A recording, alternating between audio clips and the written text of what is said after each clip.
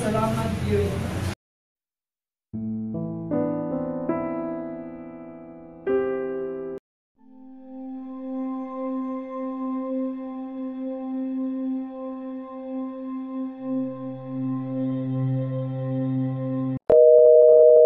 Hi guys, we are here sa Vivo Access Place.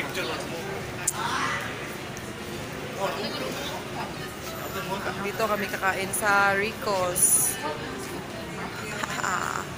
Dito kami ngayon kakain sa Rico's. Our food guys, this is the lechon, original, calamares, bulalo, yung kanilang adobong kangkong, at saka yung yan yung si kinilaw.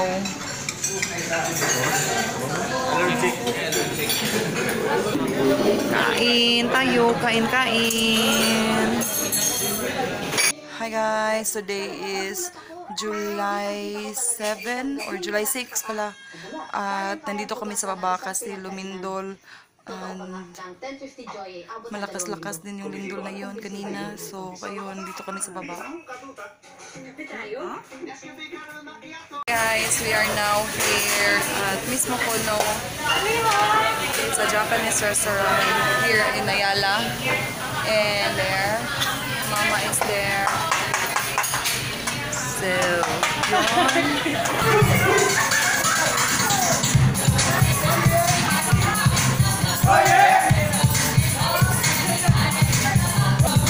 only here at Mismo Kono.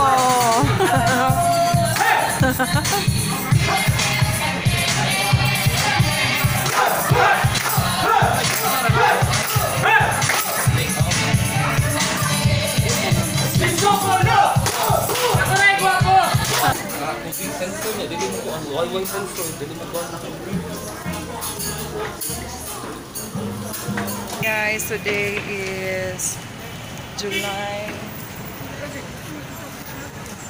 Ito kita ron na July 9 na ata ngayon. Basta. Nandito kami ngayon sa Ayala kasi mag-grocery with Mama. Nag-live po ako kanina. Sa Ayala ba?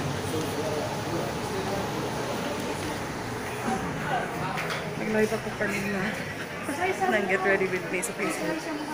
It's here at Majestic. Kain kami mother. Mama.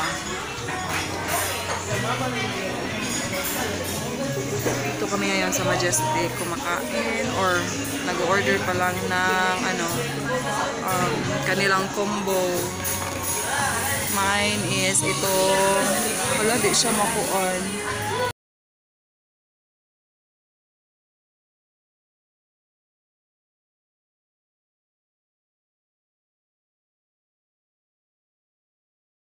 Ngayon sa grocery at so far ito pa lang yung nakuha namin, and nandun si Mama kumukuha ng chicken kasi wala na kami pagkain sa bahay. We are now here sa birthday party ng anak ng cousin ko at ang daming bata.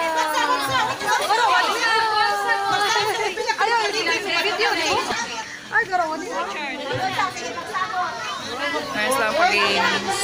Nag-games pa sila ngayon. Maraming tao. Mula sa ating Maribik. Baby ko. Baby namin.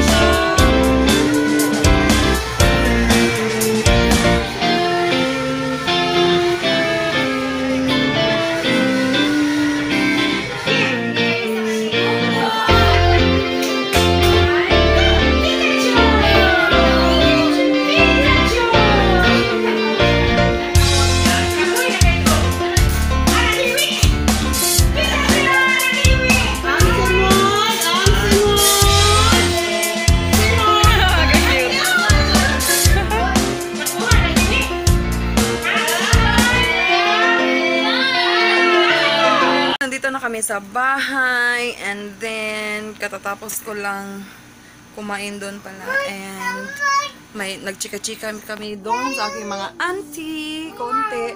No, then men don't do that. And ito na yung ano ko, makeup. Wala na akong lipstick. Hello. Kulot ne. I am just going to end the vlog today. Kulot ne. I don't know. Ito na. Basta teka muna. I am going to end the vlog tonight kasi matagal na ako hindi nakaka-end ng vlog. So, thank you so much again for watching. Hope you enjoyed today's video. And please don't forget to like, comment, and subscribe na din sa aking channel. And as well as, please click on the notification bell para ma-notify kayo kapag meron ako mga bagang videos. Thank you. Yes. Bye.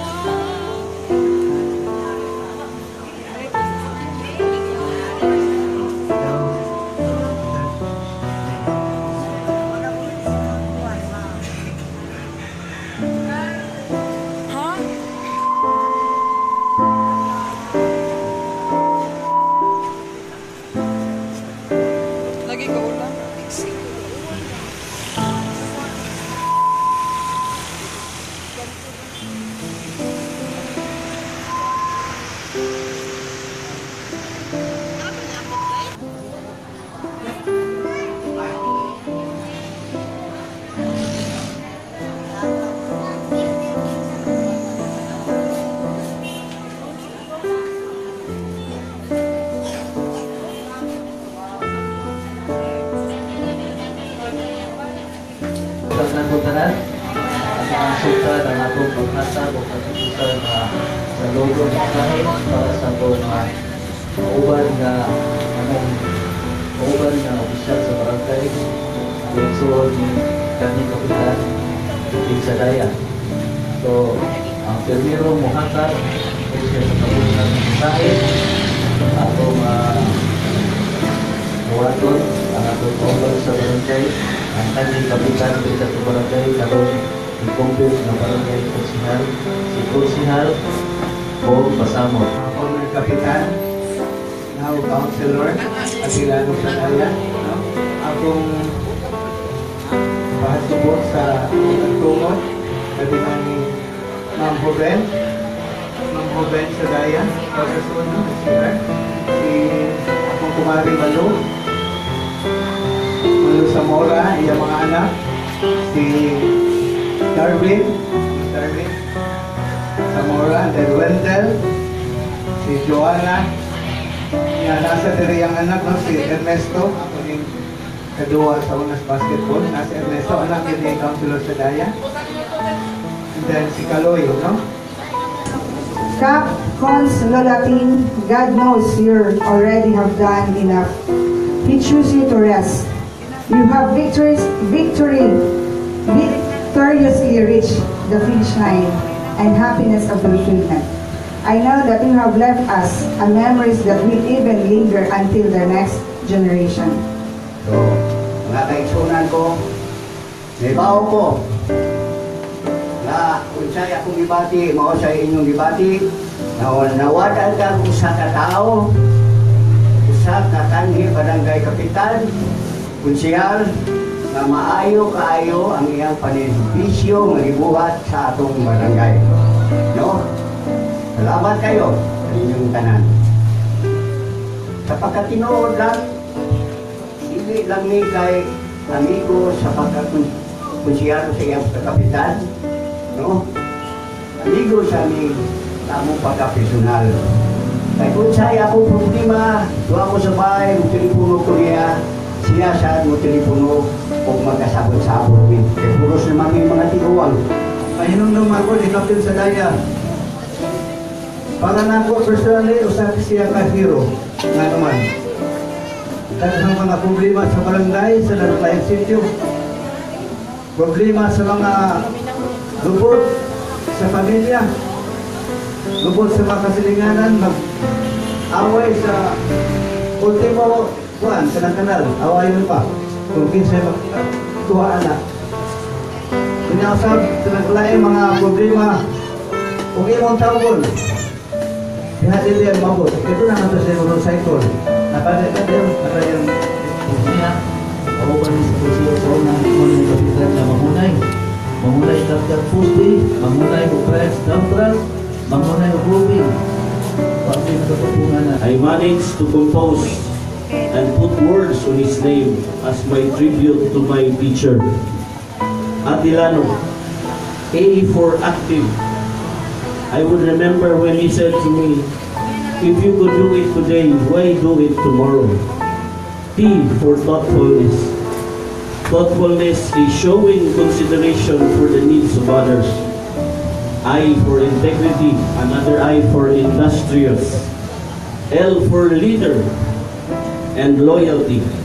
A for approachable, N for nice, and O for outstanding. Atilano. His middle name is B for bravery. Sadaya. S for selfless, concerned more with the needs of others than with his own. Simple or supportive. A for accommodating. D for defender. A for ageless. Y for youthful in action.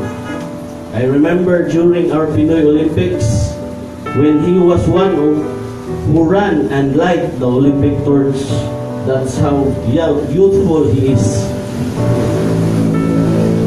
And A for achiever. His achievements were mentioned by the previous speakers. Then, I may be retired in politics, but not in public service, as I am now just focusing not just focusing on our barangay, but the city, being a city government employee, and the nation as well, being a national director of a professional organization. Being a public servant, you ating your legacy will be our guide in upholding the high standards of public service. Kap ating carve His name on our hearts, not on tombstones, a legacy. My first mentor in public service, to whom I am so proud of to be once a part of his administration. My salute for once barangay captain, Ating Sadaya. A man in a simple clothing, but with a big, pure and dedicated heart to serve, to whom he believed he is responsible of. Sa iyang pagkabata noon, hantol na tikuan siya ang naasya na panerbisyo. Dili natunaw na siya kung galinon kundi alang sa mga katauhan sa atong barangay. Maugin na iyang yunaw na bisag unsang oras na tawgon siya paibawon nga naray mga emergency adto gina kunya ang famous kay niyang service katong motor niya nga green. Ang ako sa aming pagtubag bigat sa pamilya, sa namatay, sa palabot sa sama apo niya, si Juana Zamora.